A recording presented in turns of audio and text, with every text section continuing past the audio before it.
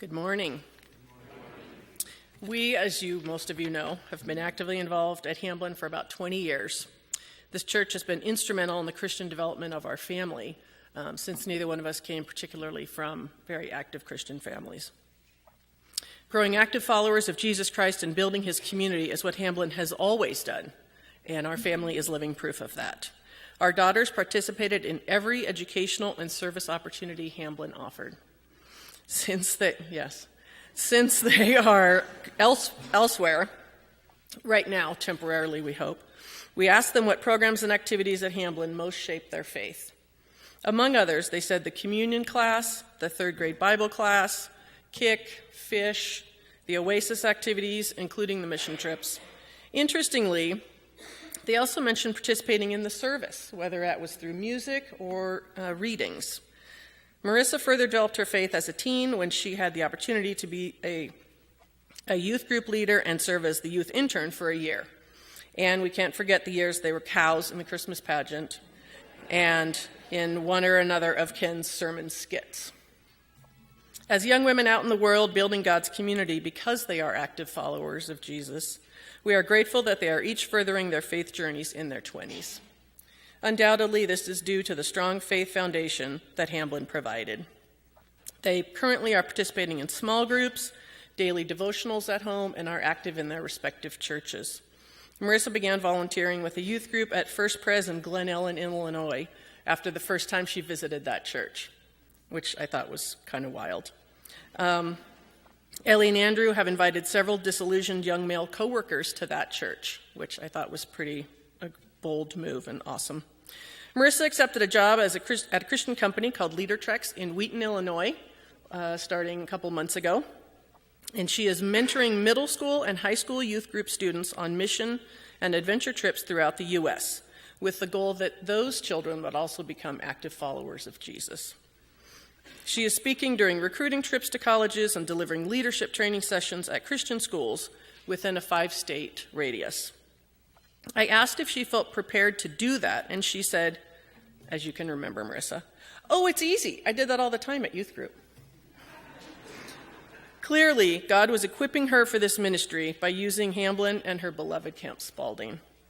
Proverbs 22 says, "Teach a child to choose the right path, and when he is older, he will remain upon it." Our children's faith journeys are the result of the promises we all made to teach, lead, and pray every person baptized, confirmed, or accepted as a new member into our church. Thank you for your dedication to that pledge, including your financial commitment to support the programs through which God works here at Hamblin. So clearly, Hamblin has helped our family grow as active followers of Jesus Christ. God worked through Pastor Ken to make sure that I would be an active follower by recruiting me to session.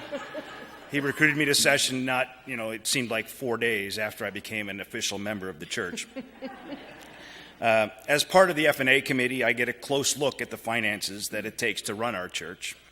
As I've listened to these testimonials over the past several weeks and looked at what we do as a church, I get the impression that we're doing a pretty good job as a church. We all get an opportunity to grow as followers in this church community and in the greater community of Jesus Christ. Last week, Betsy talked to us about plans.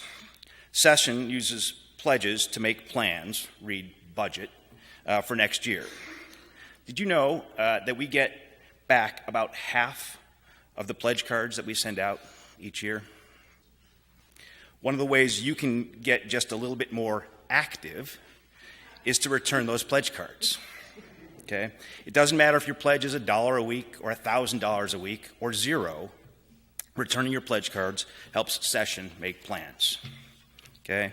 Last year, Session shared some pretty stark numbers regarding the level of giving here versus other similar congregations.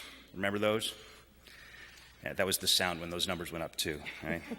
It was easy to be pessimistic looking at those numbers.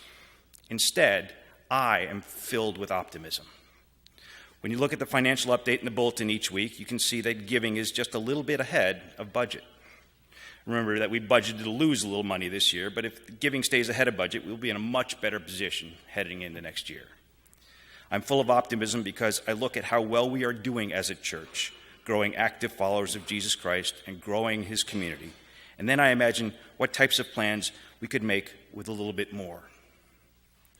And then, if I let myself, I think about what kind of impact we, Little Hamblin Park Presbyterian Church in Spokane, Washington, could make on his community with a lot more. It's kind of fun to think about.